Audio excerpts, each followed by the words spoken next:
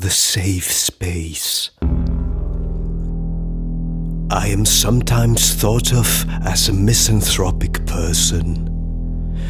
I have heard even my closest friends, those who are still left, refer to me as a thoughtlessly resuscitated mummy. I know this because of my mother, who has left me one precious instruction before she passed. In order to avoid disappointment, never hesitate to take appropriate measures to build an emotional safe space around yourself. One of these measures, for example, consists of installing high-end surveillance equipment in your closest friends' bedrooms. Bedroom talk is the one you want to get. Of course, one has to be capable of keeping up appearances once the sensitive information has been found out. What do I do once I know my friends see me as a mummy? Nothing. If I act, the safe space is breached.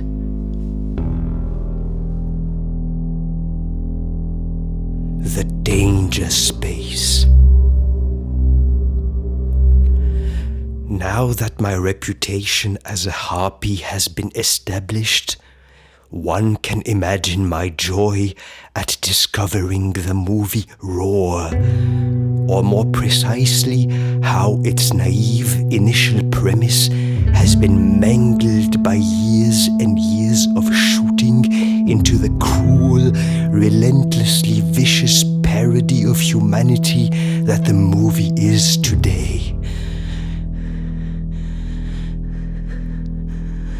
Filmmaker Noel Marshall's initial intentions were Disney-like, to say the least.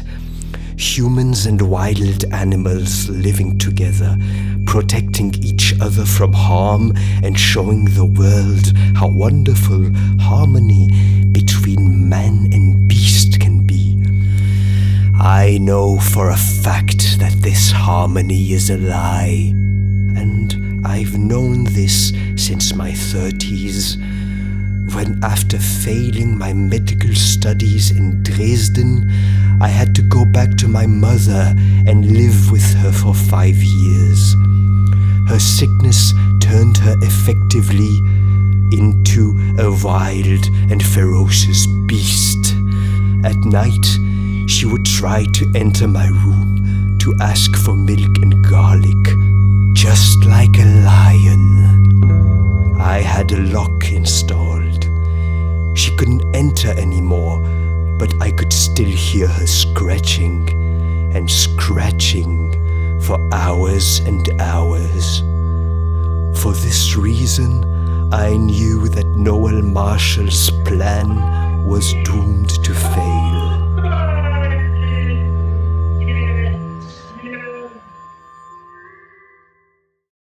Roar.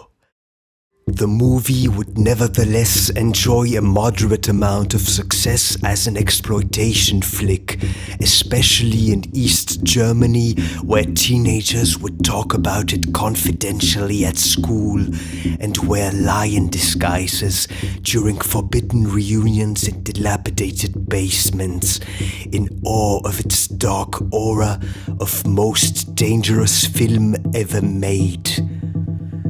Naturally, accidents during the shoot were legion. For example, director of photography Jan de Bont narrowly escaped death following an altercation with a particularly savage animal.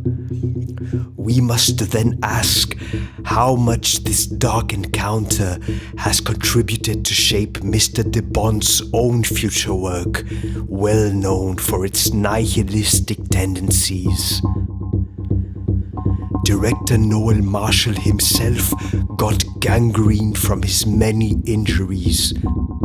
How ironic for him to be responsible for single-handedly destroying the reputation of the lions and establishing them forever as the most vicious species that has walked the face of the earth. Well, lions, giving him gangrene wasn't good enough. Marshall was truly your worst enemy, and you should have got rid of him when you had the chance.